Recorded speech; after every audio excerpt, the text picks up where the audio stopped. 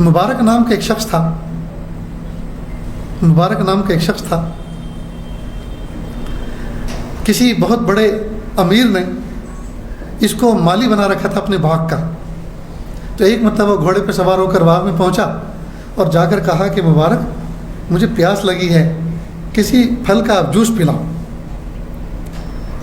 تو وہ گیا اور اس نے ایک درخت سے کوئی پھل توڑا، غالباً انار تھا، اپنے ہاتھوں کے شکنجے میں اسے نچوڑ دیا، گلاس پیش کیا۔ اس نے اس کو پیا تو اس کا ذائقہ ذرا بکبکا سا تھا۔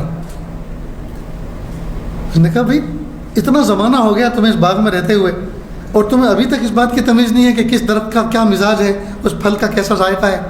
آپ ایسا لے کے کوئی اچھا سا لے کر آؤ کہ جناب من آپ نے مجھے اس باغ کے اندر مالی کے طور پر، نگراں کے طور پر رکھا ہے، امین کے طور پر، امانت دار کے طور پر رکھا ہے۔ آپ نے اس لیے تو نہیں رکھا کہ میں درختوں کے پھل چکھتا پھروں۔ اللہ گواہ ہے جب سے میں آپ کی خدمت میں اس باغ کے اندر ہوں، میں نے آج تک نہ پھل کا کسی درخت کا کوئی پھل کے چکھا ہے، توڑ کے چکھا ہے، اور نہ اٹھا کر کھایا ہے۔ تو بڑا حیران ہوا کہ اتنا امانت دار شخص ہے، گرے پڑے پھل تو کوئی بھی کھاتا ہے، نہ اس نے وہ کھائے اور نہ توڑ کے کھایا، کتنا امانت دار ہے۔ تو اس نے کہا اچھا مبارک ایسا کرو، آج تک تم نے میری خدمت کی، آج کے بعد تم اللہ کی خدمت کرو۔ اللہ کی خدمت سے مراد اللہ کی عبادت کرو۔ تم یہاں سے باغ میں سے نکلو، اپنی ذمہ داری اپنے نائب کے حوالے کرو اور آپ میرے پیون ہاؤس میں رہنا۔ چنانچہ گھر کے پاس میں جو یارڈ بنا ہوا تھا پیون ہاؤس، اس میں پیون ہاؤس میں ان کو جا کے ایک کوٹھڑی دے دی، اس کے اندر وہ عبادت کرتے رہے، اللہ اللہ کرتے رہے۔ اب اللہ کی شان، جب بھی وہ شخص باہر سے سفر سے آتا، گھوڑا استبل میں چھوڑتا، نوکر باندھ دیتے، یہ اپنی بیوی بچوں کے پاس بعد میں جاتا، پہلے مبارک کی خدمت میں جاتا۔ تو اس نے دیکھا کہ میں نے اللہ کے ایک ولی کو اپنے یہاں رکھا ہوا ہے، حال چال پوچھتا، دعائیں کی درخواست کرتا۔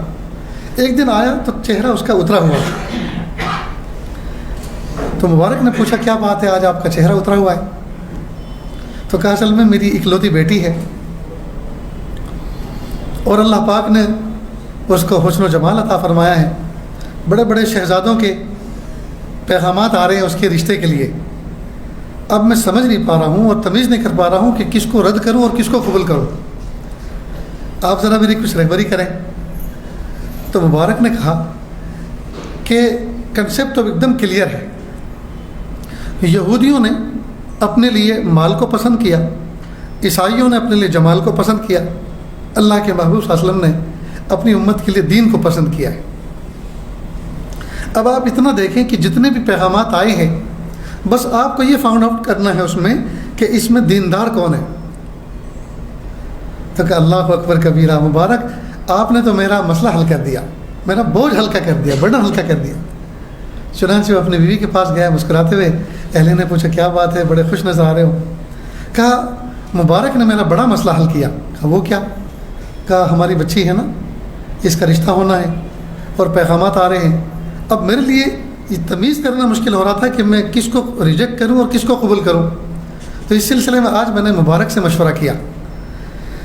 تو مبارک نے یہ کہا کہ مسئلہ تو آسان ہے، یہودیوں نے مال کو پسند کیا، عیسائیوں نے جمال کو پسند کیا، اللہ کے نبی صلی اللہ علیہ وسلم نے اپنی امت کے لیے دین کو پسند کیا، فظفر بذات الدین، تو دیندار کو اختیار کر کو کامیاب ہو جاؤ۔ تو بیوی نے کہا کیا تمہیں مبارک کم دیندار نظر آتا ہے؟ مبارک تمہیں کم دیندار نظر آتا ہے؟ یہ انمیرڈ ہے، ہمارا دیکھا بھالا پرکھا ہوا ہے، اس کی طرف تمہاری توجہ نہیں جاتی؟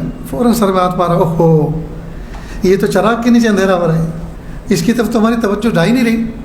اللہ کی شان، مبارک سے آ کر پوچھا مبارک میں اپنی بیٹی آپ کے نکاح میں دینا چاہتا ہوں، کیا آپ کو منظور ہے؟ خیر کارروائی ہو گئی اور نکاح ہو گیا۔